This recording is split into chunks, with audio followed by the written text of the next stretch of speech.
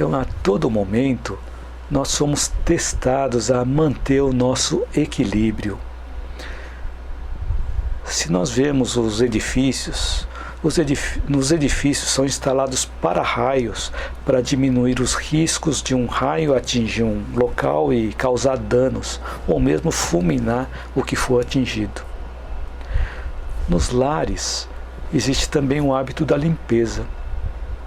E quando nós estamos invigilantes ou quando nós desconhecemos os efeitos, podemos incorrer no risco de nós lançarmos raios de iras em outras pessoas, lançar lixos de amargura nas outras pessoas. Só que nesses momentos nós somos as primeiras pessoas a serem afetadas. E essas fontes de desequilíbrio causam em nós uma série de enfermidades e doenças. E todas as enfermidades e doenças aparecem para nós, para nos avisar que algo em nós está em desequilíbrio. Mas normalmente nós não associamos uma coisa à outra. Nós não associamos a enfermidade ou a doença a algum desequilíbrio psíquico nosso. E assim nós seguimos sofrendo e às vezes ficamos culpando os outros, quando na realidade os responsáveis somos nós mesmos. Eu trouxe um livro aqui chamado Metafísica da Saúde, volume 1, que eu fiz umas pesquisas e encontrei um conteúdo interessante nesse livro. Metafísica da Saúde, volume 1, e ele fala sobre o sistema respiratório e o sistema digestivo. Então é uma coleção.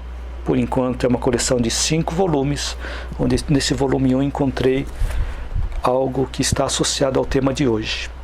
Então ele diz assim, que quando nós nos desencantamos com a vida e nos recusamos em aceitar os fatos, nós vemos as coisas com indiferença.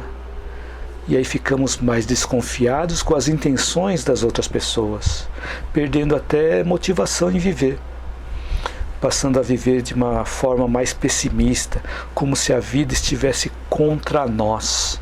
Então, nós vamos ter com essa situação uma falta de vitalidade física, falta de motivação pela vida, desconfiança, pessimismo e amargura.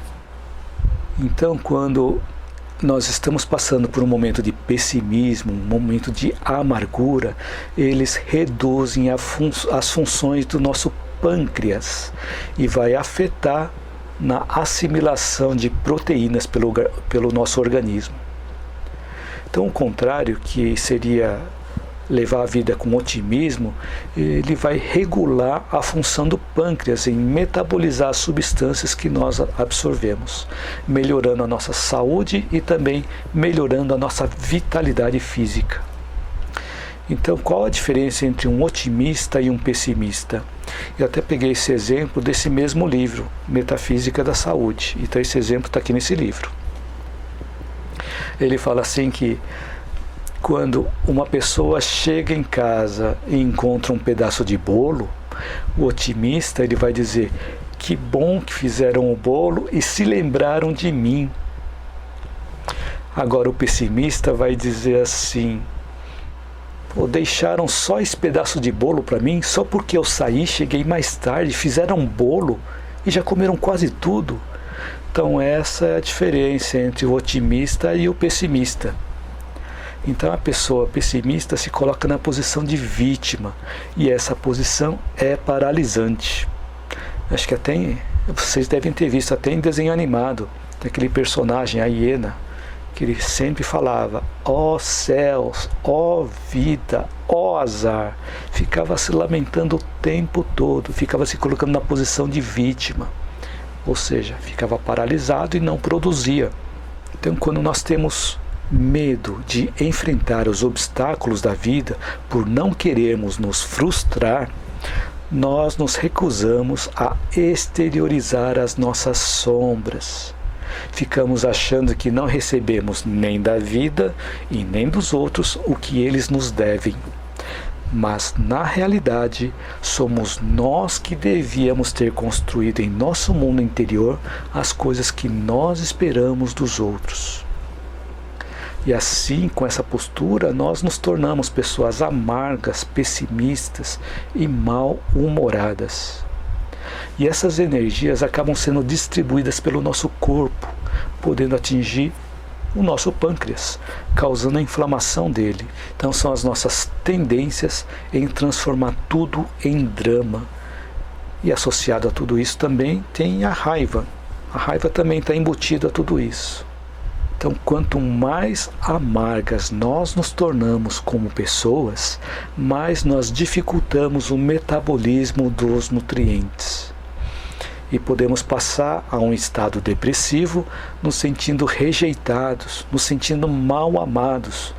E com isso nós recusamos em ver as manifestações de afeto dos outros com relação a nós. Mas por que nós recusamos em receber o afeto? É com medo de não queremos nos machucar novamente.